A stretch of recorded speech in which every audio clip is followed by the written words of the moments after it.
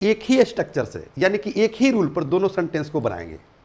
लेकिन अंतर क्या है ये ध्यान देना है, क्योंकि अभी मैं बता रहा था कि दो सेंटेंस मैं लिखूंगा, दोनों में आपको अंतर समझना है। ओके, तो पहला सेंटेंस कह रहा है बाबू कि मेरा काम होने ही वाला है, यानी कि इस वाक्य में जो एक्शन होगा, काम होना, इस एक्शन का अंजाम कौन देगा ये पता नहीं चल रहा है।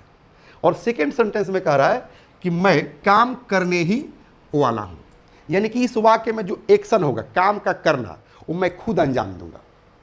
ओके, यानी कि सेकेंड वाले वाक्य में कर्ता है, सब्जेक्ट है जो एक्शन का अंजाम देगा, यानी कि डूअर है। लेकिन पहले वाले वाक्य में मेरा काम होने ही वाला है, इसमें सब्जेक्ट नहीं है, कर्ता नहीं है, काम का अंजाम कौन देगा ये पता नहीं है। यही अंतर आपको समझना है बाबू। ओके, क्योंकि सेकेंड टाइप का जो सेंटेंस है कि मैं काम करने ही वाला हूं, ये चैप्टर जो है मैं आपको पढ़ा चुका हूं। वह चुनाव लड़ने ही वाला है, मैं नामांकन कराने ही वाला हूं। तो इस टाइप का सेंटेंसेज मैं आप लोगों को पढ़ा चुका हूं। बिल्कुल केयरफुली आप ध्यान दीजिए, क्लास पर एकदम बोर्ड पर स्क्रीन पर ध्यान दीजिए, और जहां कहीं दिक्कत हो आपको डायरेक्ट मुझे कॉल करना है, नोटबुक निकालना है, पेन निकालना है और लिखते जाना है। जहां आपको दिक्कत महसूस होती है उसको लिखते जाइए, मेन पॉइंट को। क्योंकि जो है मैंने लिखा है कि सब्जेक्ट के बाद क्या आएगा बाबू, इज अबाउट टू आएगा, आई अबाउट टू आएगा, एम अबाउट टू आएगा। अगर पास्ट टेंस में होगा तो was about to, were about to, object के अनुसार। ओके, अब आइए इस वाक्य को हम लोग देखते हैं कि कैसे इस वाक्य को हम लोग इंग्लिश में बोलेंगे। कह रहे कि मेरा काम होने ही वाला है, तो इसमें ऑब्जेक्ट का चुनाव करेंगे। तो ऑब्जेक्ट है बाबू मेरा काम, क्योंकि ऑब्जेक्ट से शुरू करेंगे तो कहेंगे बाबू माई वर्क। अब कह रहे कि मेरा काम होने ही वाला है लगा है, यानी कि प्रेजेंट टाइम है। तो अब चुनेंगे बाबू कि is about to, I about to या एम अबाउट टू। तो याद रखना है बाबू, यहां लगेगा इज अबाउट टू, क्योंकि काम जो है एक है, सिंगुलर है। तो क्या करेंगे, इज अबाउट टू बी, यानी कि हम लोग बी तक पहुंच गए, उसके बाद V3। तो इसमें V3 क्या है, मेरा काम होना। तो काम होना का अंग्रेजी होता है बाबू डू, यानी कि डू माने होता है करना, और डू का थर्ड फॉर्म होता है डन। तो क्या कर देंगे बाबू यहां पर हम डन। सेंटेंस तैयार हो गया बाबू, चूंकि OW में कुछ इसमें है ही नहीं, इस वाक्य में सिर्फ कह रहा है कि मेरा काम होने ही वाला है। ऐसा थोड़ी कह रहा है कि सीवान में मेरा काम होने वाला है, पटना में मेरा काम होने वाला है, दिल्ली में मेरा काम होने वाला है, मुंबई में मेरा काम होने वाला है, यानी कि अदर वर्ड्स के जगह पर कुछ भी नहीं है। इसलिए वर्ब पर जाकर वाक्य स्टॉप हो जाएगा, रुक जाएगा। तो क्या सेंटेंस हुआ बाबू, my work is about to be done. इसी का हिंदी होता है कि मेरा काम होने ही वाला है।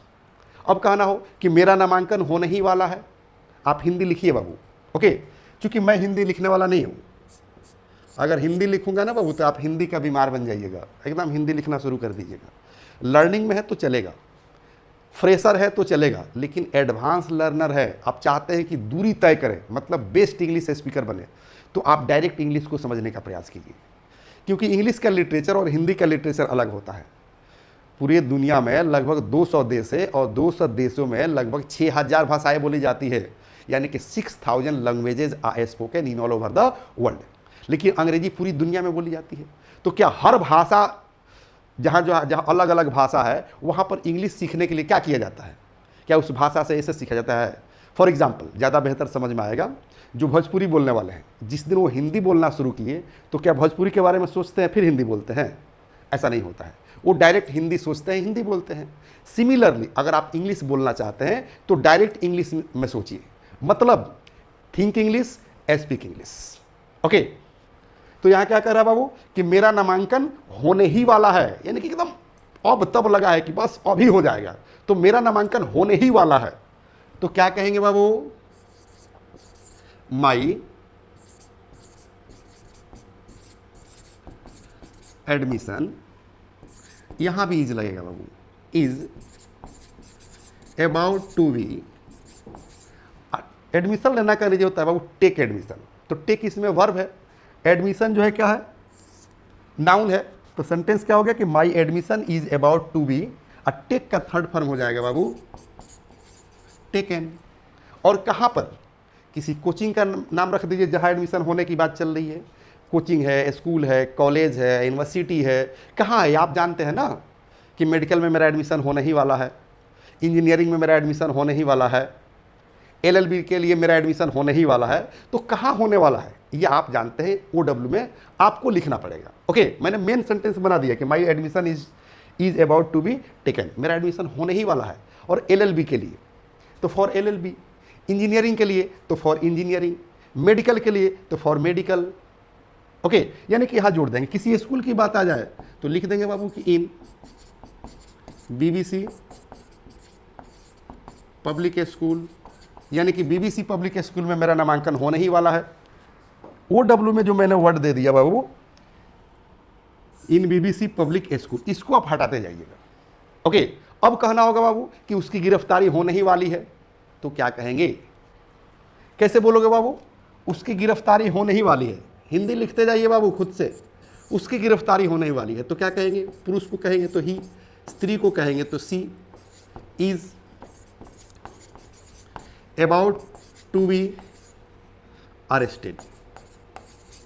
अरेस्ट मतलब होता है गिरफ्तार करना, तो कह रहे कि he is to be arrested या she is to be arrested.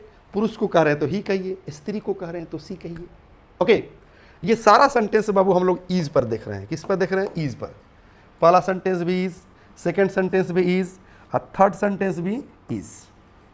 अब मैं चाहूंगा कि थोड़ा सा जो है आ पर चलूं, एम पर चलूं। जैसे The first step towards achieving your dreams is having the right coach. Get the best education with English Plus by Sanjeev Sivaneer and make your spoken English dreams come true. Download the app now.